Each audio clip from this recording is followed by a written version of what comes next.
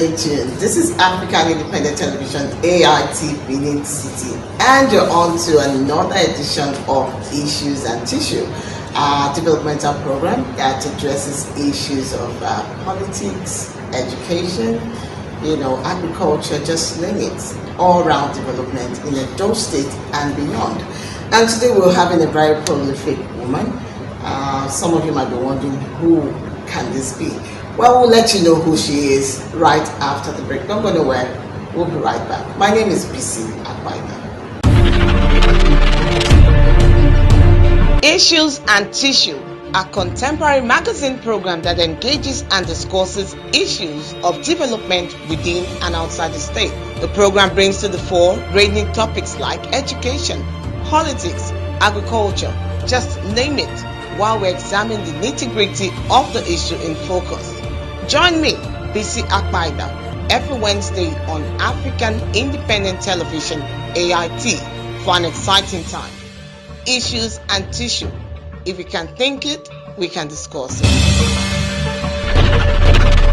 Alright, you're welcome back. This is Issues and Tissues on your #1 station, African Independent Television. We told you a short while ago, before we went on that short break, that we have a very prolific woman right here in the studio with us. And of course, her name is Professor Mrs. Idia IZE-IYAMU, and she's right here on set. You're welcome, madam. Thank you. Well, it's good to have you. I'm sure a lot of persons will want to know more about you. You are a professor of orthodontics. That's quite a mouthful. Though I know it's more of dentistry. Can you tell us a bit about yourself? Just something, more about your profile.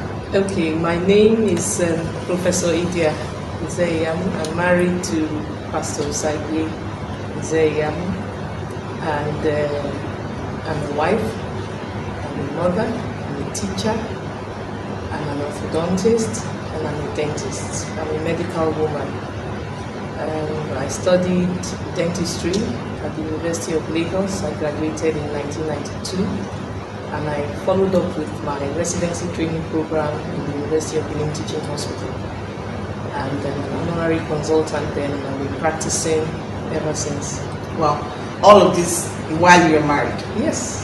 Yes. Someone would say that takes a man that allows a woman to be herself to allow you to do all of those things. Because some people will say, don't get married until you finish school.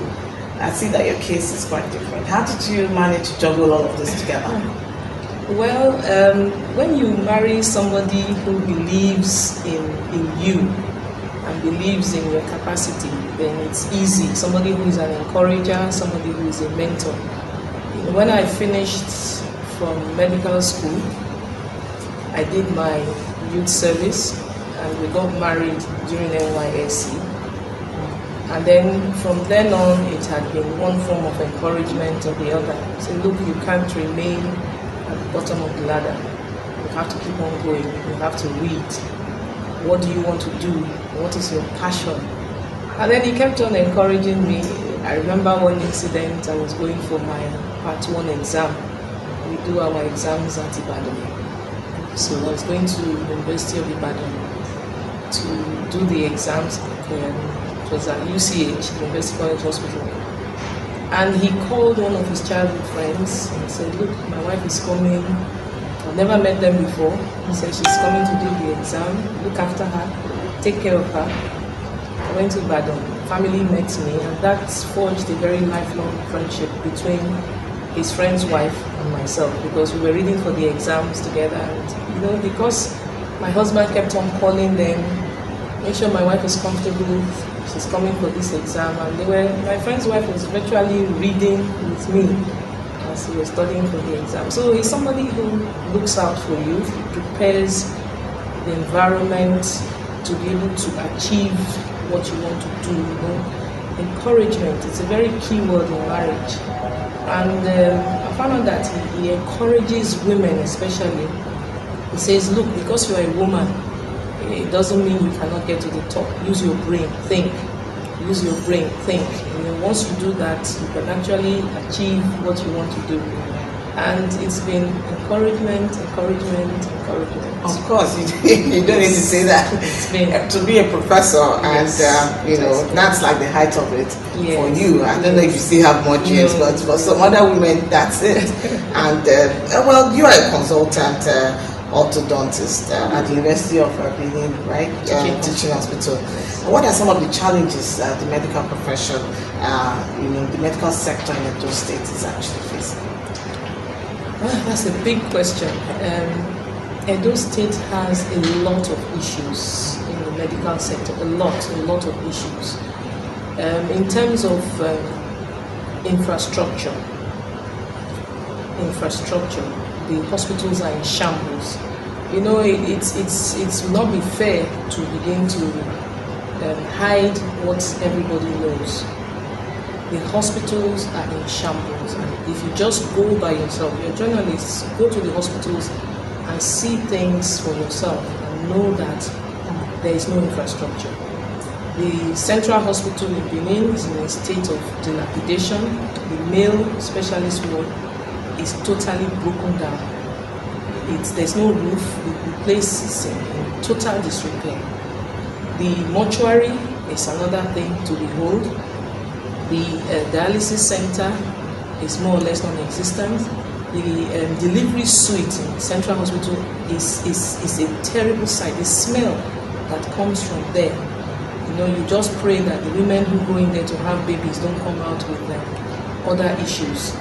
Even the offices that staff are using are badly broken down. They don't have equipment. To go to the dental center in Central Hospital is a pitiable sight. So the infrastructure is bad.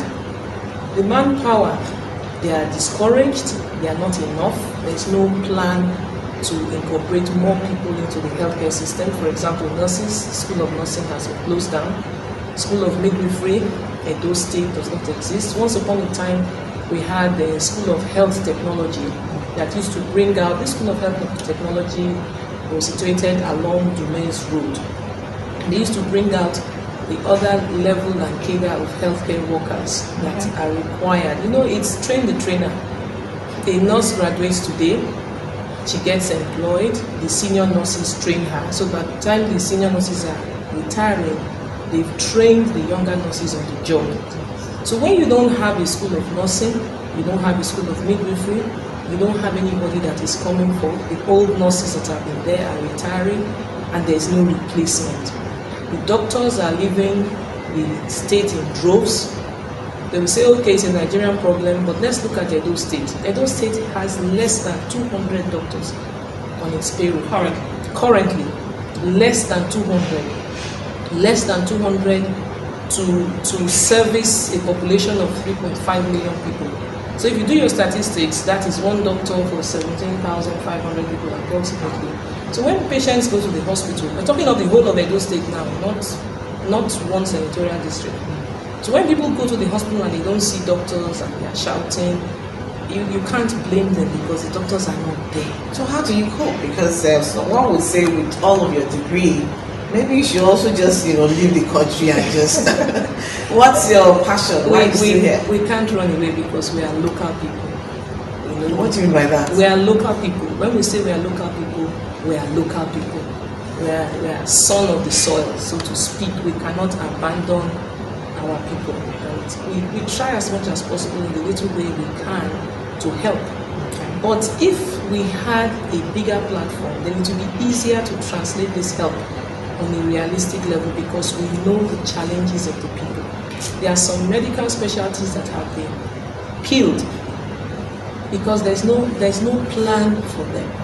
There's no plan for them because the whole system is in disarray. And then you look at the motivation. The doctors are very, very poorly motivated. It's not all about money. People say, oh, it's money. No, it's not. It's more about doing the thing you love with the things that you have available. You don't have equipment. We are working with outdated equipment when we are in the digital age.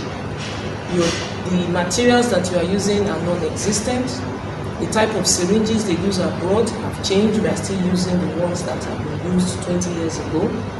We are still practicing age-long medicine and dentistry in this state. We have not moved forward. So the doctors they are discouraged. You want to do so much, you don't have what you need to do what you need to do. You can imagine telling a patient, go and buy cotton wool.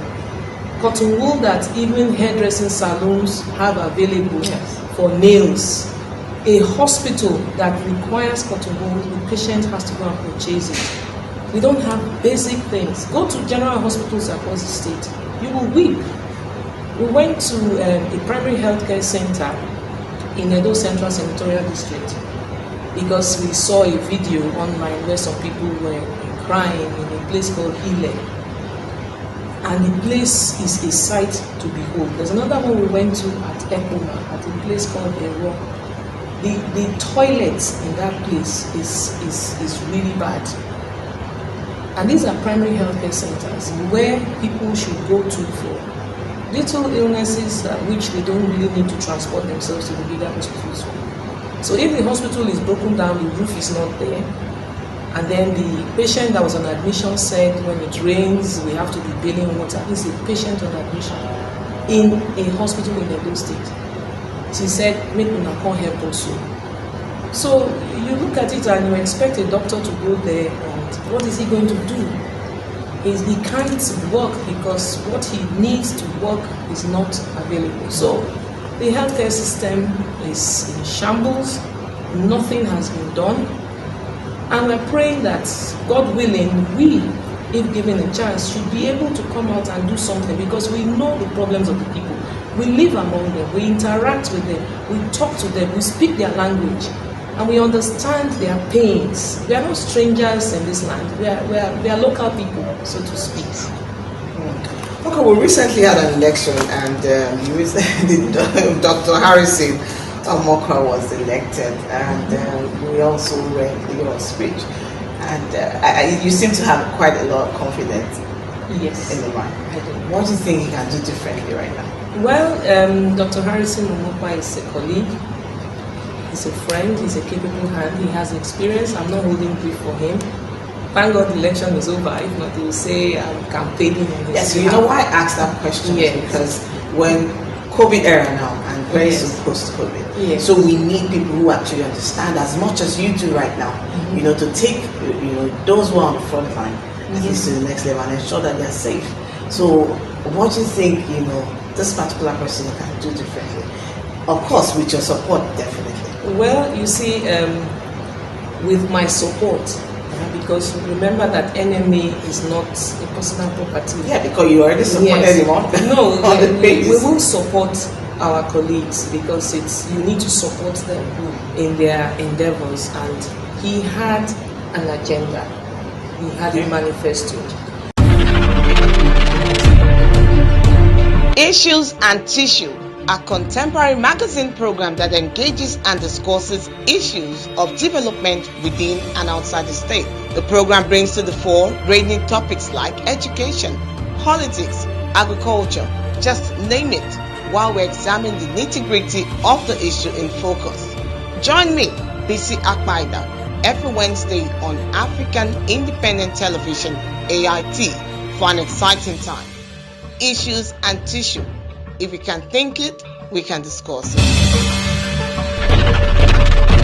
The two candidates that went for the election both had manifestos, which they sold to the medical populace. This is our manifesto because they are going to be the head of all doctors in Edo State. And we looked at their manifestos respectively, and it was issue-based. And we looked at what each candidate had to offer, and we cast our vote. Remember, my vote is just one.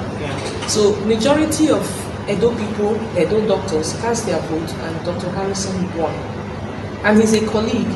So we must congratulate him, because he was successful, and apparently he was able to sell his agenda to all doctors. So he got the majority of the votes. Okay, so now if we need to connect his agenda with yours, because if given an opportunity now by God's grace, and you happen to be the first lady in Edo State, how do you think you can work with, you know, this person who is already the chairman now, who all things being equal will be within, you know, your tenure? as the First Lady of Edo State, Yeah. if God, wills. Yeah. What kind of agenda Okay. do you think you guys can push in place to ensure that this post-COVID era and some of these issues we're seeing and challenges in the health sector, you guys can work together? It's not today we've started working together because we are colleagues.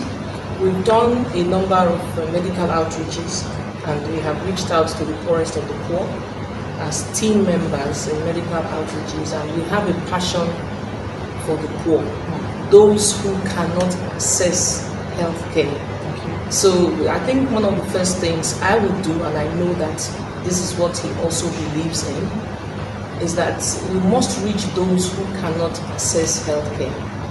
So beyond outreaches, outreaches are one way of reaching out to those who may not have access. That's one way. The second way would be to try and partner with government to make sure that these lapses that we have identified are addressed. We need to address them, and we need to address them urgently. So you need somebody who also understands the challenges so that you can speak with one voice. So that if I'm speaking and he's speaking, we understand what is on ground and what the challenges are. We have a passion for young children between the ages of 0 to 5 years, and we know that there are challenges with medical bills for this category of people. We know that the elderly also have challenges with their medical bills, and I believe we'll be able to work out something if we partner with the NMA to be able to do something that will favor them with the state government. If by the special grace of God we are elected, and I believe that we will be, we can work out something that will also encourage the doctors, because when the doctors know that the person that is coming in is one of their own, who understands the problems, who knows the level of infrastructural decay, and who knows that doctors need to be motivated, doctors need to be given the equipment and the materials they need to give their best, doctors will be encouraged. And not only doctors, we're talking of nurses, we're talking of other health workers. And then we will know that there's somebody who is speaking a language that they understand and who knows the problem.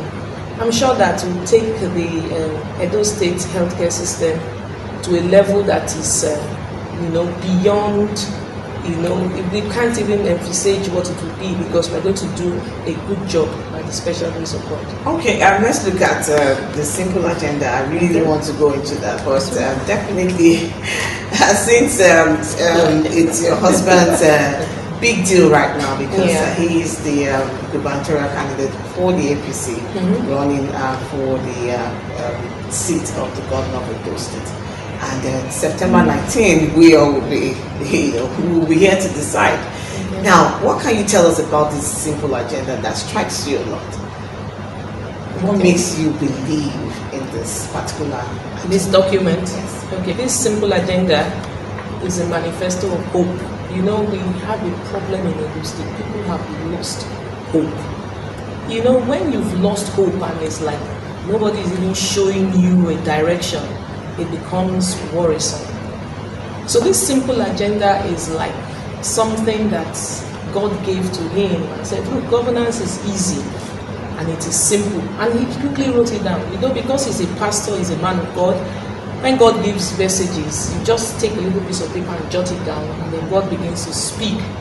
He said, governance is simple. I will show you how. And then he wrote it down. He said, it is simple. And he said, look, if you take this acronym, simple, and you break it down, you will see that governance will be very, very easy. And he talked about the S, which is the security and social welfare. And then when you're talking about security, that is a big issue in Edo State. It's a big, big issue. Hospitals have to have security men at their gates because criminals are now raiding hospitals. They don't even care that people are sick. Yes, people are being raped on hospital beds. People are being robbed on hospital beds. You cannot leave a sick person alone. In those days, the doors of hospitals are open 24/7. Now it has to be shut. You have to put a security man or a policeman there. So security is a big issue. And anybody who is talking about security is talking about getting an enabling environment, because it reduces your costs. And then it encourages people to do business because you know that you are safe, your business is safe. your clients or your customers are safe. Then we talk about the S, also the social welfare. When we talk about social welfare, there's no social welfare in Edo State. Students in Uniben, Edo State indigents, they cannot pay school fees because they don't have. So many of them cannot graduate, they defer because school fees is an issue. And then when you have a government that cares, because we know the problems of the people, we really know the problems because we are local people, there must be a form of social welfare. You must be able to identify your people and then know what their problems are. They should be able to run somewhere and say, look, I have a need, and the state government should be able to provide. Then we talked about the I in the simple agenda, which is infrastructural development and urban renewal. We told you about the decay. I'm going to speak on the medical area. The decay in the medical system will rot. There's nothing that is preparing us for continuity among the medical professionals. Edo State School of Nursing used to be the pride of Nigeria. We used to churn out nurses. Many of them used to go abroad and work as nurses. The building is dilapidated. The School of Midwifery, which is opposite along that limit road. The school is there, the gate is locked, the roof is almost falling off. And it has been locked for a long time. Nurses hostel in Central Hospital. If you go to the new Edo Specialist Hospital, that blue building, on the side you will see a dilapidated building. That used to be the dormitory for nurses. Nobody stays there. So those student nurses used to help at night, they used to help patients. Now in Edo State hospitals, you have to bring a relation to sleep with the patient at night because there's no manpower, there are no nurses there. So the infrastructure, that will be addressed if we give Pastor Idia IZE-IYAMU a chance. Then the M is the manpower. We talked about manpower development and training your nurses, training your doctors, encouraging them to go for courses. Edo State doctors, I don't think any doctor has been sponsored for any training anywhere. They are not being trained. Many of them are leaving the system. Many of them are funding the training by themselves. Many of them are just leaving to other countries where they believe they will have a better deal. Then we have the P, which is the public-private partnership, where for any government to be able to do something tangible, we must partner with other organizations. Government must partner. And when you partner with other organizations, you attract investors. You attract people that will bring companies. You attract jobs. By the time you start bringing in businesses, no matter how small, people are going to be employed. More jobs will be seen. It will translate to taxes being paid. These people will be visible. You will see evidence of employment because if a company comes in, partners with the Edo State government, employs 30 people, and you have 300 companies, and each company is employing a minimum of 30 people, then you can do your mathematics and see how many people you would have employed at a go. So government cannot do it all, and it is good for partnership, especially for some types of projects. Then you have the L, which is the leadership by example. Because we are Christians and we know what it is to be leaders, you cannot say what you will not do. And whatever you will do will be transparent, you will be accountable to the people, you will show by what you are doing that you mean what you say. If you look at this house is an open house, and this is how it has always been, because Jesus Christ gave us an admonition that we should feed the poor. So it doesn't matter what you have, feed people. That is leadership. Show them what you want to do, how you are going to do it, and be accountable to them. Then the E in the simple agenda is empowerment. Now I'm an example of an empowered woman. I keep on telling people, I'm an example of an empowered woman. So the person who wants to lead us is leading by example to show me, Professor Mrs. Idia IZE-IYAMU, an empowered woman. So it's not just say, it is do. I've been empowered spiritually, I've been empowered psychologically, I've been empowered economically. So, when you are empowered, you are a confident person. I will be speaking with Professor Mrs. Idia IZE-IYAMU. She's a professor of orthodontics, dentistry actually, and yes, a lecturer obviously. And the time has been quite educating and very insightful. We really appreciate you for coming once again. Yeah, the program has been Issues and Tissues on African Independent Television AIT, and next week is another edition. Stay tuned, same time, same station. My name is Prof Idia IZE-IYAMU. Have a lovely day. Issues and Tissue, a contemporary magazine program that engages and discusses issues of development within and outside the state. The program brings to the fore ranging topics like education, politics, agriculture, just name it, while we examine the nitty-gritty of the issue in focus. Join me, Prof IZE-IYAMU, every Wednesday on African Independent Television AIT for an exciting time. Issues and Tissue. If we can think it, we can discuss it.